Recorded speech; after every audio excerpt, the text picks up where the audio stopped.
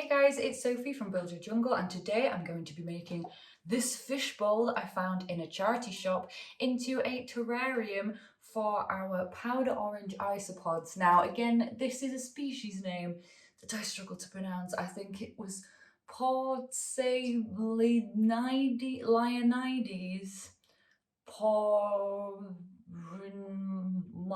Clearly I'm having trouble remembering that name, so we will pop it on the screen right now. But they are basically the powder orange isopods, and I got these for my housemate Harriet for Christmas because she is obsessed with woodlice or isopods. She always has been, and I thought it would be cool for her to have them as a pet, seeing as I am into all the planty side of things. And also, weirdly, side note, so this was the little starter culture terrarium that we got for them, and we had 6 of them in here. Hopefully I'm gonna find 6 of them still today. And weirdly, we were all been fascinated by this, that a seed grew from the substrate, and my housemates have been begging me to take the seed out and grow it and see what it turns into. We have a theory that it's tomato. I really wanted to do like a big fish tank terrarium for them, but when I've kind of researched about it, it seems like it's better to gradually size up the enclosure, especially when you start with a smaller colony like ours. So we're doing the fishbowl. I saw this, it was $2.49. I thought, perfect. So before I get all into starting planting this up, there are 2 things I really need to do, and the first is to wash. Oh, hello, energize. Fascinating. Okay, so I need to clean this out, and I've also got some coarse lava rock here, which I'm going to be using for the base layer, and I need to soak some of this in water. Before I get started, just a big old trigger warning for tryphobia and for anyone that's scared of bugs as well, but there are going to be a lot of hardscapes with holy textures and stuff, so if that is a big phobia for you, do not watch this video. But other than that, let's get cracking. Hello, I don't think anyone's ever seen this angle of my kitchen. This is a little muffin box that's come out again for the soil.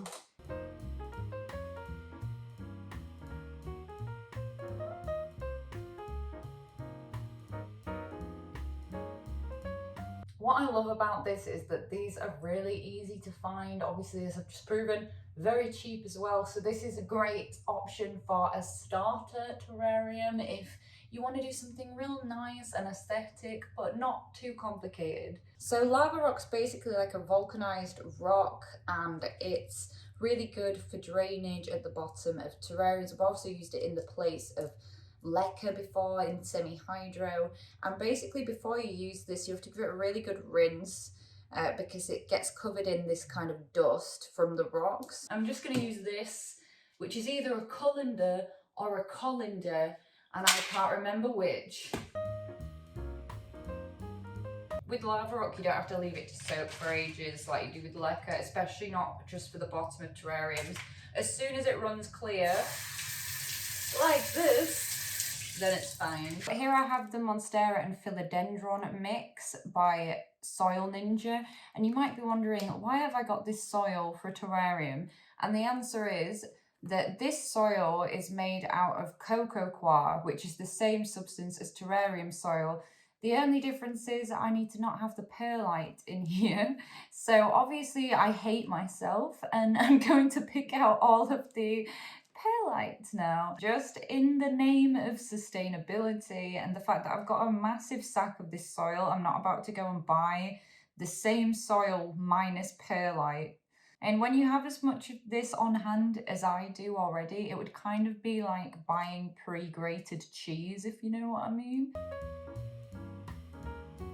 Also, another reason you don't want to have perlite in your terrarium mix is because algae grows really easily on perlite, especially when it's in a glass container. So I've got most of it out, and if I see any big bits, I'll just be taking it out. But it's a bit of a needle in a haystack situation. These are what I'm going to be using for the hardscape. So we've got this lovely piece of coral and also this piece of driftwood, and I have soaked all of the hardscape stuff in hot water and I've soaked them for 24 hours and then rinsed them off really well so that there's no residual salt or sand on there. And then my housemates love to collect rocks, and I looked through all of the rocks that they had, and this one was perfect because it's got lots of little hidey holes in it there. And if you know about honeycomb wood for isopods, that's a wood that's used a lot because it's got lots of little pockets and places for them to inhabit, and I thought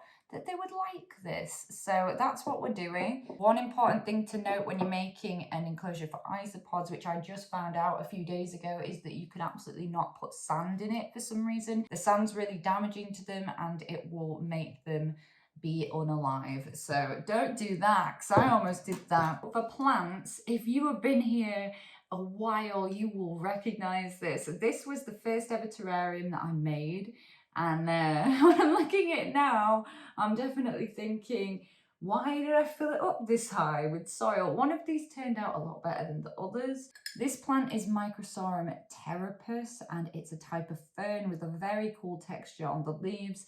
I've got this other one, which I'll show you a clip of, that is just doing so well, and I love the little no drainage setup that I've got going for it. So we're going to do this plant.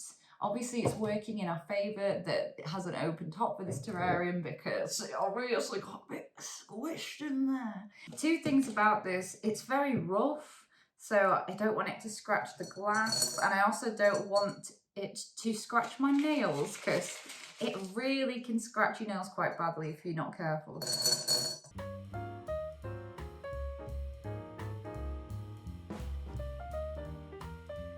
Some people prefer to have their drainage layer not be visible at all. It's totally up to you. I want it to be a little bit visible.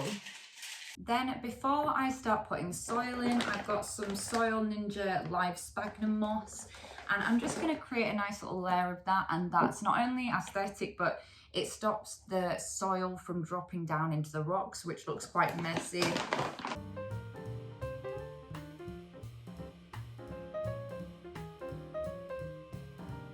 And when I'm referring to this as live sphagnum moss, that is what the product is called. It's not dried out, but it's not the same as kind of like this moss when you're thinking of live moss. And just keep bringing it up to eye level to check that I'm happy with it. This will also help retain that moist environment that they like. I'm also going to do what I would have done with the cork on a stick. What did me and Hannah used to call it? We used to call it like pokey pokey or something. And I'm just gonna use my hand, nature's tools, to compress it. And I'm gonna try get like a nice clean edge where it's not all just bits flaying up like that. I don't want to go overboard with the moss, so that's the maximum amount that I'm adding. Now what I'm going to do, and that's nice and moist, so I don't need to moisten the moss, and I'm going to want to have it built up more towards the back to create more like levels and dimensions. So this is going to be my main hardscape. I'm trying to just kind of envision it while looking in the viewfinder. It says backwards to me, so I'm thinking this one highest up, this one lower down, and ooh, don't break the fishbowl. Right, now because this is dry, I'm just going to get my squirty bottle. Right, this is the spray bottle that I just keep for us to spray the isopod enclosure with when needs be. So I just want to like semi-moisten this. I don't want it to be totally wet, because when I spray it later on for them, they like to have like one side be the damp side. Oh, and I don't think I answered the question earlier. So the reason that you want a substrate that's cocoa coir based and not soil based is because it won't go really moldy in the terrarium. In an ideal world, I would love to have made this totally covered with decorative moss at the end, but I'm only going to do partial coverings because this is for what will make the isopods happy, not what will make us happy to look at.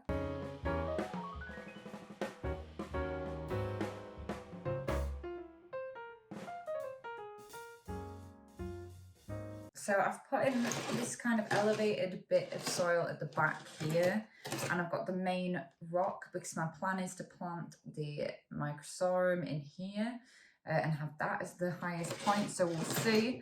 Based on that, that's going to be the wet side because I need to keep that plant hydrated.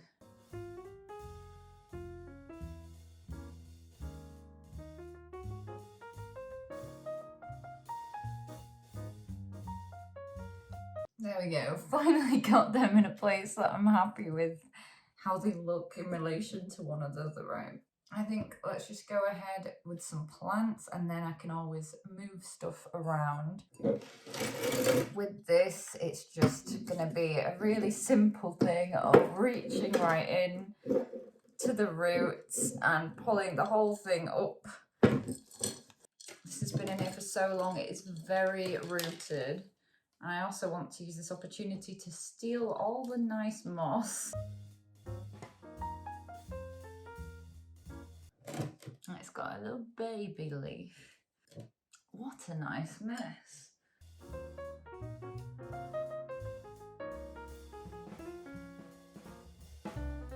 Decided to split it in two because it's just a bit too big.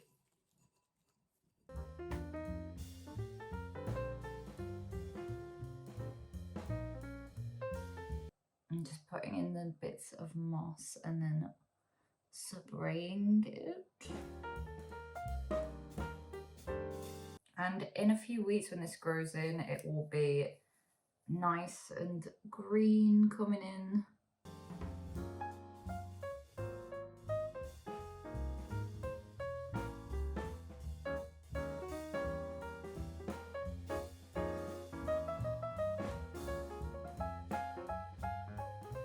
And then that should be able to root up onto the elevated bit.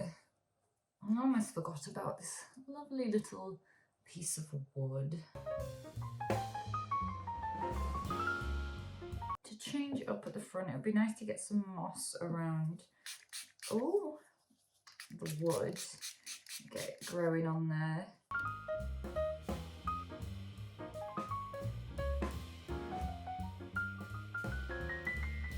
I love all these long, weird bits. It's really quite relaxing.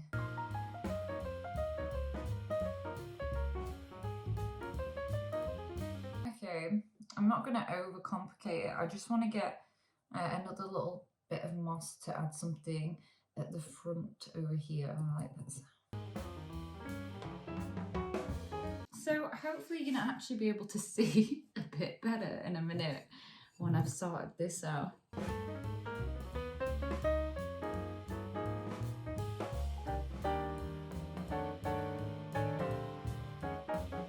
think you can tell the difference. I'm just trying to get as close to the soil line as I can get. You might be able to see there's like a margin there of where the soil got moved at one point, and I'm just trying to push it into the base. Obviously the leaves of this microsorium are bent down right now because they were trapped by the lid of the jar, so they didn't have anywhere to go, but eventually I think they will grow like this, and I don't think that the wood lice will escape because I've seen people with similar setups to this and having the tanks with plants growing out of them, and I guess it's just that as long as it's not a plant that's super sturdy, because it won't take the weight of the isopod, so I don't think they'll be able to get out. And that's it. So I think it's looking very nice, a very cute little simple but aesthetically pleasing little setup. And like I said before, the moss is gonna grow back in. So now let's get some isopods in here. And I do have to admit, I get a bit nervous at the idea of them running on me. I try to avoid them running on me if possible. Here is a little guy. So that is the male.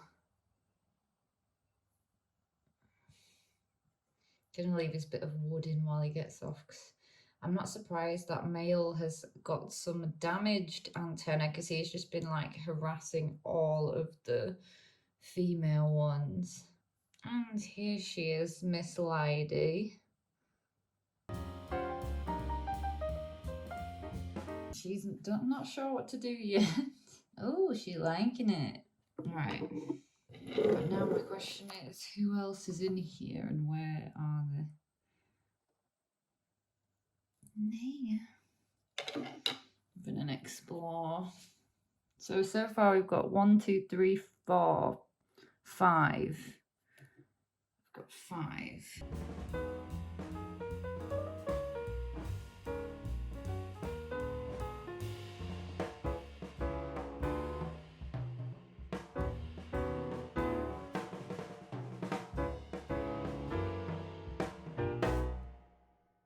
So here we have it, the finished terrarium. Obviously I can't tip it about too much because they're in there, and the fact that they're all about in there exploring makes me really happy. I always think I don't really believe the fact that small inverts and stuff can't enjoy their life, because I think that they're a lot happier already. And it's lovely to see them exploring, so I'm very happy for them, and I think this looks really nice. So if you're looking for an easy starter setup terrarium for your isopods, I hope that this video has been helpful. At the moment I'm posting long form content on Fridays, so please do hit that button, subscribe to be notified when I next make a video. Also, I'm posting every day at the moment on TikTok. Sometimes I also post on Instagram. There's all kinds of funky business on there. And if you fancy buying some illustrated houseplant products, then please head over to my website, buildyourjungle.com. I hope that you've had a fantastic day and continue to do so throughout the rest of the weekend. Dude, you've been in there 5 minutes and you're already trying to sex her up. Just stop it.